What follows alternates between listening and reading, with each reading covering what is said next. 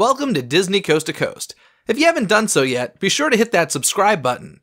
And don't forget to tap that bell icon to be notified every time a new video is released. Thanks!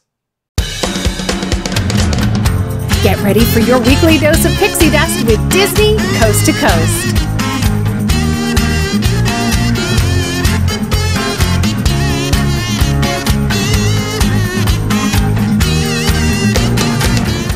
Hey folks, and welcome to Disney Coast to Coast, the ultimate unofficial Disney fan podcast. I'm Jeff DePauli, and on today's House of Mouse headlines, I bring you the latest Disney news, including Disney's Oscar nominations, some new adventures by Disney, and big changes coming to Downtown Disney and Disney Springs. So let's get to it. Hear the latest news from the Walt Disney Company in today's House of Mouse headlines. Okay, so first off are the Oscar nominations. Now, the 90th Academy Awards ceremony is coming up on March 4th, and of course the Walt Disney Company is represented there quite nicely, actually. We've got Coco animated for Best Animated Feature Film and Original Song for Remember Me, so the Lopez's are back up for another one of those awards. I love Remember Me personally. It's a great song, and it surprised me when I saw the movie. I didn't realize it was the Lopez's until I saw the credits, so good for them for making a completely different sound, in my opinion. I'm excited about that. I think it's pretty much a hands down that Coco's going to win Best Animated Feature. Of course, they already won the Golden Globe for Best Animated Feature, so we'll see what happens there. The live-action Beauty and the Beast, which, believe it or not, was less than a year ago, was nominated for production design and costume design, so that's pretty cool. I think they deserve both. I know that a lot of people had problems with Belle's dress, but that aside, I would say that it was quite beautiful costume design, and of course the production design is gorgeous as well. The Last Jedi got some nominations, and the most exciting one for me anyway is the fact that John Williams beat his record as the most nominations for any living person. He got his 51st nomination for an Academy Award for the score he wrote for Star Wars: The Last Jedi. That is pretty astounding. The only person who has beat him, he's the most living person, but the one who beat him is Walt Disney. He got 59 nominations. So we got John Williams get 8 more to go to tie Walt Disney, which is really incredible if you think about the fact that Walt Disney, I believe John Williams is 85 years old and Walt made it to 65, so it's a pretty astounding accomplishment that Walt Disney had, but of course John Williams is equally as impressive. Last Jedi was also nominated for sound editing and sound mixing and visual effects. I gotta be honest, when it comes to the Academy Awards, a lot of times you'll have the parties with your friends where you're all filling out your ballots and you're making a guess or making a decision as to who you think will win. When it comes to sound editing and sound mixing, I'm not even quite sure what the difference is, so those are always the categories that get me. It's a total guess for me. I mentioned Last Jedi is up for visual effects. Guardians of the Galaxy Volume 2 also up for visual effects, so Disney is competing with itself in that category. And Disney Pixar's Lou is nominated for Best Animated Short, which was a really, really cute short. I'm trying to remember what movie it was before. It was not before Coco, because that was Olaf's Frozen Adventure, which was not nominated. So Lou would have been before. I'm totally blanking. I have no idea. But it was that really cute one with the different toys from the school playground kind of forming into this character. It was really, really cool. Anyway, speaking of movies, guys, I want to mention a documentary that isn't officially Disney, but has some relation to Disney. I feel like you guys would actually really enjoy it if you haven't heard of it yet. It's called Muppet Guys Talking, and it's a documentary about a bunch of original Muppeteers that worked with Jim Henson. And right now there's the website MuppetGuysTalking.com. The documentary has not been released yet, but it will be soon, and you can sign up at MuppetGuysTalking.com, and apparently they're going to send us a lot of behind-the-scenes footage and stuff up until the release. So I recently signed up, haven't gotten anything yet, but I highly suggest checking it out, or at least checking out the trailer they have. Looks like a lot of fun. If you're into the Muppets at all, or just puppetry or Jim Henson, this looks like it's going to be very, very interesting. It features 5 original Muppeteers. One of them is Frank Oz. I believe this is like his project. I think he directed it. If you don't know Frank Oz, he's the original Miss Piggy and Fozzie Bear. It also features Fran Brill, who is known for Zoe and Little Bird. I believe both of those are Sesame Street characters. Bill Beretta, who created Pepe and Bobo. Dave Goelz, of course, is Gonzo and Bunsen Honeydew. And Jerry Nelson, who I, of course, love and adore. He created Emmett Otter and Gobo Fraggle. So I highly suggest checking out MuppetGuysTalking.com if you're a fan at all. Something else exciting happened here in Hollywood. Minnie Mouse finally got her star on the Hollywood Walk of Fame. It's kind of crazy that 2018 is Minnie Mouse's 90th anniversary, and she's finally getting her star on the Hollywood Walk of Fame. A lot of Disney characters already have it. Mickey Mouse has a star, Tinkerbell, I believe Donald Duck, Disneyland itself has a star on the Hollywood Walk of Fame, and the Hollywood Chamber of Commerce finally decided it's time for Minnie Mouse to get one, so Bob Iger and Katy Perry, for some reason, were there on Hollywood Boulevard giving her that star. I did not attend. The only person I've ever intentionally gone out of my way to see get a star was John Lasseter. I also happened to run into Shrek / Michael Myers when Shrek was getting his star, but that certainly was not intentional. Now, Disney decided to make this a big event, so they did this whole hashtag Rock the Dots, and of course referring to Minnie Mouse's dots, and it started as a send-off from Disney's Hollywood Studios, which I thought was kind of cool, and then of course ended here in Hollywood where she got her star, and they were handing out Rock the Dots buttons at Disney's Hollywood Studios, Disney Springs, and Downtown Disney. Now, if you guys are familiar with Adventures by Disney, they just added a couple of more excursions. If you're not familiar, Adventures by Disney is kind of like the ultimate vacation travel planning excursion because, of course, it's Disney, so they're putting that Disney detail into it and you know, extra magic experiences for you. Now, it's not always necessarily Disney related. These are things that go on all around the world. And the first one that they've added is called the 10-day, 9-night Seine River Cruise. Of course, when I hear that, all it makes me think of is Hunchback of Notre Dame, because out there strolling by the Seine, you know, that line refers to that Seine. So you can go to Paris with this Seine River Cruise, visit Monet's house. You're going to have an interactive culinary experience, some biking, canoeing, horseback riding options, castle tours. It's very cool. I've never done an Adventures by Disney because they're very expensive, but it sounds like a really cool experience. I would like to do it someday. They do have one actually here in my neck of the woods. It's called the Disneyland in Southern California Short Escape. And this is 4 days, 3 nights. You can do this separately as just a 4-day, 3-night trip, or you can combine this with your Disney cruise from San Diego. So that's kind of cool as well. But with this one, you're getting a lot of cool Disney stuff, which is tours of the Walt Disney Studios here in Burbank, California, as well as tours of Imagineering in Glendale, California. You're gonna have a meal at Tam O'Shanter. If you're not sure what that is, Tam O'Shanter is actually this restaurant that Walt Disney and his original animators used to go eat at a lot because it was right down the street from the original Hyperion Studios, which is now a grocery store, sadly. But yeah, so you're gonna go eat there. That's a pretty cool experience. I've actually never done it, hoping to do it soon.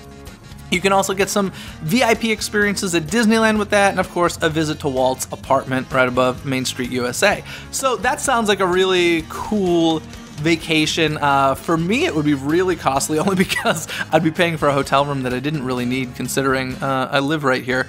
But hey, if I was visiting, I would consider that for sure. Speaking of Disneyland, some changes coming over to Disney California Adventure. Mission Breakout is getting some new specimens added to the collection. Now, I'm gonna butcher these names, probably, so I apologize to you big Mission or Guardians of the Galaxy fans out there, but the Vilus, or Vilus, from the planet Burhurt, that's my guess, are being added to the collection. Now, what I believe this means, this is what I got out of what I read, I think this just means as part of the queue. If you've ever done Mission Breakout, you know that part of the queue is going through the collection and seeing different pieces of the collection behind glass. And I believe that's where these Vilus or Vilus are being added. Apparently they respond to you while you're in the queue. I don't believe it's actually part of the ride. Like, I don't think there's new video footage with them or anything. If I'm wrong, somebody correct me, please. But that's how I understood it. So that's kind of cool. It's always nice that they keep plussing Mission Breakout, which is kind of awesome. I love that. Also going on at the Disneyland Resort, we got Lunar New Year celebration returning, going on now through February 18th at Disney California Adventure. This, of course, is the year of the dog, and they've got some pretty cool additional things, pretty similar to previous years, but it's a nice little addition at Disney California Adventure. There's the Hurry Home Lunar New Year celebration, which is a nighttime water show on Paradise Bay. It's like a minor version of World of Color, if you will, and interesting that they're still calling it Paradise Bay. I'm curious if it will be changed to Pixar Bay. My guess is there's a very good chance of that once Pixar Pier opens, but there still will be Paradise Park as part of that area, so it could remain Paradise Bay. It's yet to be seen. You can also meet Mulan, Mushu, Mickey and Minnie as part of this, and Goofy dressed as the God of Good Fortune. All part of Lunar New Year. Also, there's special Chinese, Korean, and Vietnamese foods that you can get, and Mulan's Lunar New Year procession. So go check that out if you're near Disney California Adventure through February 18th. Also at Disneyland, It's a Small World construction zone is going on. Now, the holiday version of It's a Small World recently closed, and on February 2nd, the good old classic will be returning, but when it returns, that area will still have a lot of construction going on around it because the queue for the attraction is being moved. It's a Small World is kind of strange when it comes to their queue situation because there will be days where there's really nobody and there's like a 5-minute wait to walk right on, and then there are other days where there's huge lines. Obviously during the holiday version the lines get really long, but even during normal days, for some reason certain days will just have really long lines for It's a Small World. If you're not familiar with Disneyland's It's a Small World, it's a very different look than the one at Walt Disney World. The one at Disneyland it's an outdoor building, and it's all monochromatic white, and it's a really quite a thing to see. And so since it's right there outside, the queue kind of just goes through the pathway that leads to a lot of other things like the Fantasyland Theater and Toontown. And because of that, they're moving the queue to get it out of the way. They're also moving the stroller area, which is, of course, the bane of my existence. So I'm happy that the stroller area is moving. I hope it's going to a place where I don't see them. That'd be great. And this is also affecting the parade route slightly. So we'll see where the new entrance for the parade is. It can't go too far because all the floats are held right behind It's a Small World area there. So it'll be interesting to see what happens. But yeah, the ride will be open starting February 2nd with the good old original attraction. And soon after that, hopefully the construction will be finished. Now, also going on at the Disneyland Resort, we got some downtown Disney updates. The Ballast Brewery restaurant is coming. This is going to be across from Catal and Uva Bar. And I'm kind of excited to hear about this. I gotta be honest, I'm not a huge fan of the food options at Downtown Disney. When it comes to, theme park shopping areas and eating dinner, I prefer Universal City Walk. I've always enjoyed their food options much more than Downtown Disney's. Just a side note, if you think I'm crazy because all you know is Florida, Downtown Disney food options are very different than Disney Springs. But yeah, so the Ballast Brewery restaurant will be coming there, as well as Splitsville is opening soon, which is the restaurant attached to a bowling alley. They're also opening a shop called Disney Home, which is going to be featuring home goods. Now, this reminds me of in World of Disney. I remember there used to be a little area that had a lot of like home goods featured there. So my assumption is that will be being removed from World of Disney, and now it's going to have its own little separate store, which I think is kind of cool. Then there's the Black Tap Craft Burgers and Beer, which apparently have some killer milkshakes, so frankly, that's the place I'm most excited to check out. And Naples Pizzeria is expanding at Downtown Disney. Speaking of Downtown Disney, Star Wars Secrets of the Empire, the Void VR experience has opened at Downtown Disney, Disney Springs, and in London.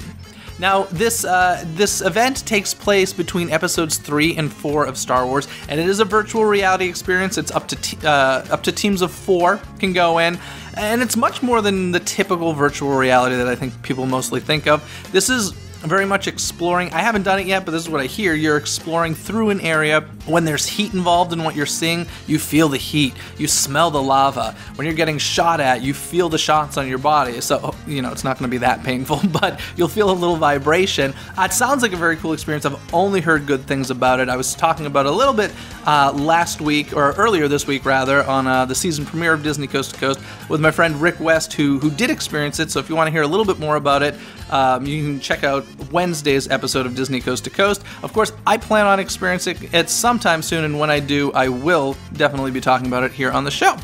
A little earlier, I mentioned World of Disney. It sounds like World of Disney is going to be getting a complete redesign. Now, this is interesting to me because I've only ever known World of Disney the way it is, which I guess means it's time for a redesign because it's been a long time that it's been that way. I am a little concerned, though, because if you remember, it's probably been a decade now, if not longer, but the Disney stores that used to be at the malls and everywhere, there's much fewer of them now than there used to be, but they used to have a very specific look, and they kind of reminded me of World of Disney. And then they went through a whole redesign, and I don't like the new redesign of the Disney stores that you find around the country. I'm really hoping that's not what they're going for with the new World of Disney. I'm hoping it's very cool. It's probably going to be more sleek and modern, is my guess. They haven't released any details about it, but it's going to happen, and the construction is starting soon. I know that in some cases they plan on keeping areas of the store open while they do construction in certain portions, but in some cases they're actually going to move some of the merch into other areas of downtown Disney and Disney Springs as well, so keep your eye on that. Speaking of merchandise, apparently Disney has submitted for a patent for a, quote, location-based experience with interactive merchandise. The way that they describe it is it's provided in a light-controlled setting where the game players may wear or hold one or more of various toys, for example, gloves. The system detects and recognizes the toy along with gestures and pointing efforts performed by the game player, and the system generates an effect based on the type of toy and the type of gesture. The system also generates one or more visual targets that are visible to the game player, such as projections, holograms, and displays of one or more of various fantasy virtual adversaries. The generated effects may include any combination of sensory effects, including visual, audio, tactile, and smell/taste. The generated effect may be directed based on the pointing efforts of the game player. The system may then register the effect on the target if the pointing efforts intersect with the virtual location of the target. So, sounds like a lot of interactive gameplay. This is interesting. There's not many details about it. In fact, this is just a patent, which means we could never see anything happen with this. But it's kind of interesting. Disney is always pushing the boundaries of technology and how they can use it. So, of course, when it comes to interactive toys and characters and experiences, Disney has so many things they can do. They can do stuff with Marvel characters. They can do stuff with with Star Wars alone. Using the Force could be a thing, or Elsa with her ice powers coming from her hands. So I'll be interested to see if we ever see this. My guess is if we do, it's going to be used to sell toys for the most part, but maybe even kind of like a downtown Disney experience, just like they're doing with the Void. We shall see. Now, also happening down at Disney Springs, Cirque du Soleil last year, in fact the last day of 2017, closed their long-running show La Nuba, and at that point we weren't really sure what was going to replace La Nuba. Me personally, I was hoping for like a Broadway-style show. Newsies would have been fantastic, although I didn't really expect Newsies, but I thought maybe a Lion King, because I know that Disney Town at Shanghai Disneyland had a run of the Lion King there, although it didn't last very long. But that's kind of what I was hoping for. But it's been announced Cirque du Soleil is doing a Disney-inspired show now. It's going to be inspired by Disney's heritage of animation. This sounds pretty cool to me. I'll definitely want to check it out whenever it opens. There is no opening date announced. But Cirque du Soleil does really... Even if it's not your thing, it's hard to deny that it's not quality work. They do very high-quality work. So yeah, Disney's keeping that relationship with Cirque du Soleil, and I definitely think that a Disney-inspired Cirque show makes more sense for Disney Springs than La Nuba. Over at Walt Disney World as well, we've got the Epcot International Festival of the Arts. This is something that one of these years I got to check out. This is the second annual Epcot International Festival of the Arts, where they celebrate the performing arts, the visual arts, and the culinary arts. The thing I love about this is of all these festivals that happen at Epcot, this seems to feature the most. There's a lot of different things to do. They have classes and stuff teaching you about watermelon carving, animated flip books, food styling 101, the art of topiaries, inspiring floral, handcrafted calligraphy, phone cam photography, which, come on guys, how many Disney Instagram accounts are there out there? Phone cam photography. Disney's smart. They know that that's basically teaching these folks how to make their park look the best. And it's free marketing. It's great. Also handwritten typography, and Broadway performances, of course, which excite me a lot. I know they're doing a whole Disney on Broadway thing there at Epcot, and there's a ton of performers. So one of these days, I will get to the Epcot International Festival of the Arts. Sounds like the best festival in my opinion. Also happening at Epcot, though, the Circle of Life, an environmental fable, is closing. February 3rd will be the final show of the Circle of Life and Environmental Fable, which is over at Epcot in Future World over in the land. It's to be honest, it's not a great loss. It's a short little film featuring characters from The Lion King talking about the environment and kind of how we've destroyed it. So that's always really pleasant. But it's closing February 3rd. The space, as of right now, is just going to be used by the Disney Performing Arts program, using the space for performance and classes. And beyond that, I'm excited to see what will go in there. I don't think it will permanently be used for that purpose, so I'm hoping a new attraction comes in. Also at Walt Disney World, FastPass Plus. Who wants to pay for it? Anybody want to pay for FastPass Plus? Because they're testing that right now. Now don't get too scared. The FastPass Plus system is still free, but they are doing a limited time test to a very small group of people. Basically, if you're rich enough to buy a very expensive room at Walt Disney World, which is included in the Disney Signature Services, you have the option of spending $50 per day to buy additional FastPass Plus reservations. Yes, that's right. Disney is heading in the direction of Universal Studios. Shame on them. What you get for the $50 is 3 additional FastPass Plus selections. Now, these selections can be booked 90 days in advance, and I guess the best part about this is these attraction selections are not limited by tiers. So if you want 2, 3 e-ticket attractions, you can get it for these $50 per day. You can also use it within multiple parks. You can park hop with these, and it also includes viewing for one nighttime spectacular for each day that you have it. The selections cannot be made through your normal My Disney Experience website. You've actually got to talk to a cast member who is part of the Disney Signature Services, and they book it for you. This also needs to be booked in advance before you check into the hotel. It's not something you can decide once you get there. And to do it, you got to book it for a 3-day minimum, which means $150 per person. Kind of pricey.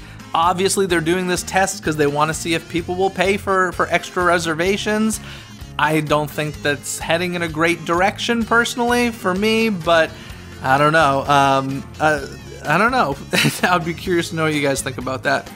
Also, Pixar Playtime has started Tokyo DisneySea. This is going through March 19th, and they're having it sounds like a really big Pixar party. Pixar's the thing these days. Between Pixar Pier, Pixar Playtime, we got Toy Story Land opening at Walt Disney World, but the Pixar Playtime Pals is an event going over there where you get to play games with the characters. They also have a Lightning McQueen victory lap, which I doubt will be moving very fast, but he'll be driving through the New York area of DisneySea. Chef Remy and You is a pop-up restaurant. Of course, Remy will make an appearance. And Pixar Pal Steamers is a characters aboard the DisneySea Transit steamer line. Also have specialty food and merchandise, because it's not a special event without that.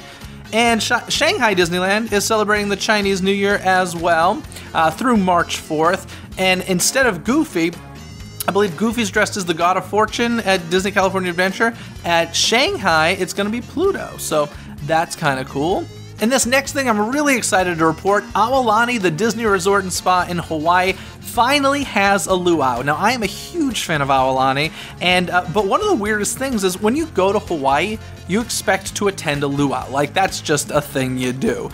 And I was very surprised to see that Iolani at the time that I went, it may have been within its first year, if not soon after, but they did not have a luau option. We had to leave the resort to go to a luau, which I found to be very weird. Of course, Disney's has a lot of experience putting together shows, and great shows at that, so finally they're getting a luau at Iolani. So if you're heading to Iolani, I highly suggest you check that out. That should be fun. But anyways, guys, that does it for the news this week. I do want to jump into the conversation on this past week's episode. I did ask you guys to join the conversation and leave a comment on YouTube where I asked what you thought the best way for the Disneyland Resort to handle the expected crowds for Star Wars Galaxy Edge was, and some of you responded. I'm going to read some of them right here. Of course, that's what this past Wednesday's episode was all about. Disney Gem says they may offer APs to a stay-away discount, which I think is really funny. If you stay away, we will reduce the price. That makes me laugh. Also expects a Max Pass or wristband system. That makes sense, I would agree. Edgar Pinato says control it like the Halloween parties with wristbands. I think they're probably going to have to do something like that. Or maybe instead of just wristbands, maybe there'll be magic bands. Who knows? Aussie Goof says, have an AP day for Galaxy's Edge. I personally don't see this happening, as I've said many times, and everybody knows that Disneyland Resort is very much an annual pass holder resort, so to have an AP day for Galaxy's Edge would just kind of defeat the purpose. I feel like it would be equally as crowded as ever. And finally, Ms. Cincy made me laugh the most with the comment, Lucas has no place in our park. Done, period. That makes me laugh. Anyways, guys, thanks for joining the conversation in the YouTube comments. Make sure you join the conversation on this upcoming Wednesday's episode of Disney Coast to Coast, and maybe I'll read it on the next House of Mouse headlines. Also, for the Twitter poll this week, I asked you guys, Cirque du Soleil is creating a new Disney-inspired show to replace Lanuba at Disney Springs. How do you feel about this? The two options were Zippity-Doo-Dah, which means pretty darn good, and the other option was hoping for a non-Cirque show.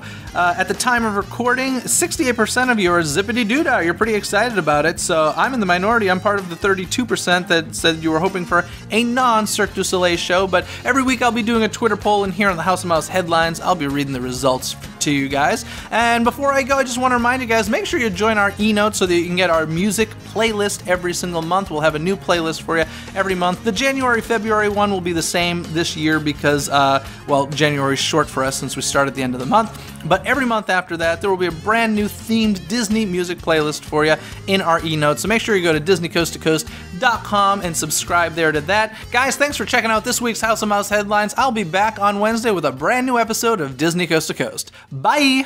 Thanks for watching Disney Coast to Coast. Have a magical day.